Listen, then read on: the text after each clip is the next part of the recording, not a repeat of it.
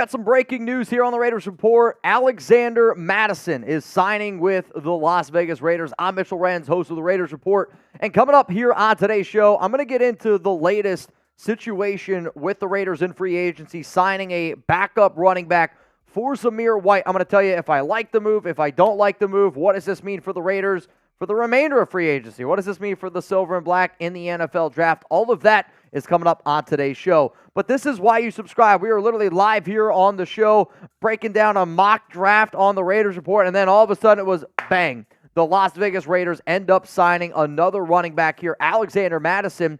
And for people that watch the show, you'll know that, Telesco, Antonio Pierce, they've been looking at finding another running back. And one of the things that Telesco said this offseason is that they value the running back position as having 2 to 3 backs. You have Zamir White, you have Amir Abdullah, now you're adding another back in that with Mattison, and he's a bigger back, 5'11", 215 pounds out of Boise State. He had 180 carries, 700 rushing yards last season, 0 touchdowns. He was the running back in the NFL that had the most carries in the league without a rushing touchdown, something to keep in mind. What I am most curious about is the overall split in carries.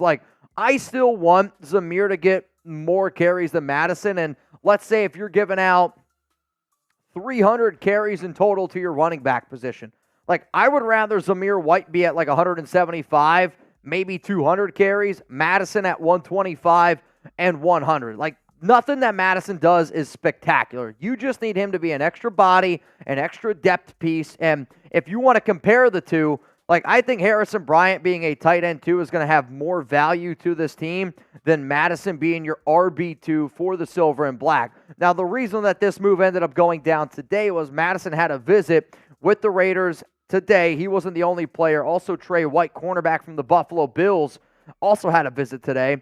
But the deal, which I am hoping is under the Spotrac market value, which the Spotrac market value is at $3.2 million. I just reached out to Jordan Schultz. He hasn't really given me a number yet anyway also of how much value this is. But Las Vegas is looking for a replacement for Josh Jacobs. And let's face it, you're not really going to be able to replace Jacobs. And I don't blame the Raiders for not wanting to give him or matching Jacobs' deal of 4 years, $48 million, because I think it's actually one of the most overpaid worst contracts in free agency so far. But you saw Zamir White can be a reliable running back last season. I sat up here on this show and I said, I don't know. I don't think Zamir's ever going to be a good running back in the NFL. I was wrong. Zamir proved that he can be a reliable back. Do I still view him as being a legit bell cow, a true RB1?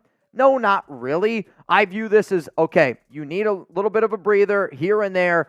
What I'm really, really curious is, what does this mean for the Raiders in the 2024 NFL Draft? Let's have a little bit of fun here, though. Who's going to be the Raiders' starting running back in 2024? Do you think it's going to be Alexander Mattison? Is it going to be Zamir White? Or are the Las Vegas Raiders going to target a back in the draft now? Because are you going to draft a Blake Corum? Are you going to draft somebody like Marshawn Lloyd, a Ray Davis, a Trey Benson, a Bucky Irving? A lot of different values that you can end up looking at here. Who's going to be the Raiders starting running back, though, in 2024? Please let me know down below. The name that I'm going to throw out there, it's going to be Zamir White is going to be the main back. However, I reached out to some Vikings people that are very close to the situation there in Minnesota, and they are telling me that Alexander Mattison is a very good pass-blocking running back. So one of the players that I was going to throw out today, if Las Vegas ended up not signing Alexander Mattison, was going to be Ezekiel Elliott because of the value that he brings to you as a pass blocker. Now the fact that I know that Mattison is one of the better run-blocking, or I guess pass-blocking running backs in the league, that's going to be paying dividends, whether that's Aiden O'Connell, whether that's Gardner Minshew, whether you end up drafting a rookie quarterback. You need to have a back that you know is going to be able to go in the game and be a reliable pass-blocking back. That's going to get Mattison on the field, because I don't trust Zamir White to do it. And if it really comes down to a third down situation, if it's 3rd down and 4, and you're not I don't really know if we're going to run the ball here with Zeus, you put in Mattison there to give you that extra pass blocking, which can go a long way, especially if you are a little bit uncertain with one side of your offensive line. If your offensive line is what it is right now on the right side with Thayer Munford, and if it's DJ Fluker at right guard, which I really don't think it's going to be, you can then kick somebody over there to just add as that extra blocker there. So coming up here, Raiders 2024 running back targets in the draft.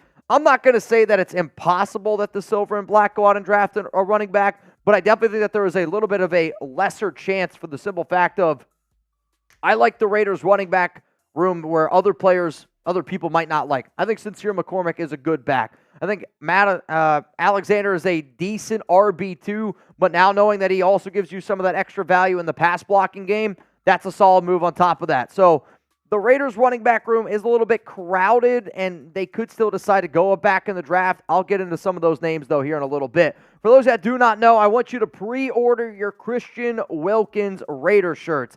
It's not going to show up as 00. It's just all it is until the number is officially official, which he's going to end up wearing 94. But when they made the jersey here, they just wanted you to pre-order. It'll say 94. So if you want to pre-order your T-shirts, it's chatsports.com/Wilkins. That link's going to be available to y'all down in the comments, down in the description of today's show. They are going to go fast. And I started talking about this offer when I went live on Monday.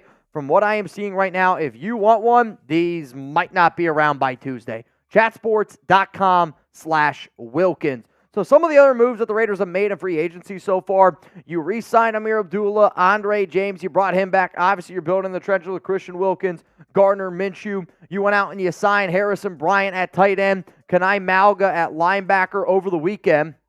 The Raiders also re-signed Adam Butler. You re-signed John Jenkins. And now the Silver and Black have put a little bit of details, if you will, in Alexander Mattison at the running back position. I unfortunately still do not have the details yet of this contract. I'm hoping, like I said before, it's not over $3.5 million. Like, that's kind of where I was hoping the contract would be a little bit lower than that. Spotrac has the value at $3.2 million. Knowing that he is, though, a good pass-blocking running back does make me a lot more confident in the Raiders making this decision here. If you're looking at some other running back prospects in the 2024 NFL Draft, here are some names that I'll just throw out there that Las Vegas still could potentially target, and I don't think it's going to be as big of a focus now for this team. Telesco and Pierce kind of stay true to their word where they're trying to build a running back backfield by committee. If you're 100% not sold on Sincere McCormick, or if you're 100% not sold on Britton Brown, or believe that Amir Abdullah is simply just a special teams type of player, then you could potentially look at some other backs on this list. The running backs that I'm most intrigued by are Ray Davis and Marshawn Lloyd, simply just because of where you could potentially get them. The Raiders now, I do not foresee them taking a back in rounds 2 or 3. You're looking at day 3 backs only. Probably in round 5 is when the Raiders start looking, where anything earlier than that, I just don't see it as a big-time need unless one of these backs does end up sliding down the board a little bit. So will the Raiders draft a running back this year? Give me a yes. Give me a no, because based on where the running back room is right now, you got Zamir White. You also now got Mattison, Alexander, and then you got Amir Abdullah, you got Britton Brown, you got Sincere McCormick sprinkled in there. Very, very interesting to see what ends up going down. I was a lot more confident that the Raiders would draft a back. Now, though, gun to my head, I'm probably going to say no. I don't think that the Raiders end up taking a back now unless somebody very high on their board does end up sliding down. Mattison, though, signs with the Raiders. Don't have the details yet. As soon as we get the details, I will put them in the comments and put them in the description. I'll also put it as like the pinned comment on today's show. But if you haven't already, make sure you're subscribed. Make sure you got those notifications turned on. I am still live here on the Raiders Report. So if you watch this video and you still want to hang out and ask me some questions, I'm going to be here live for a little bit longer on the show. Hit that subscribe button. Turn on those notifications. Staying up to date. Mattison Alexander, welcome to the Las Vegas Raiders.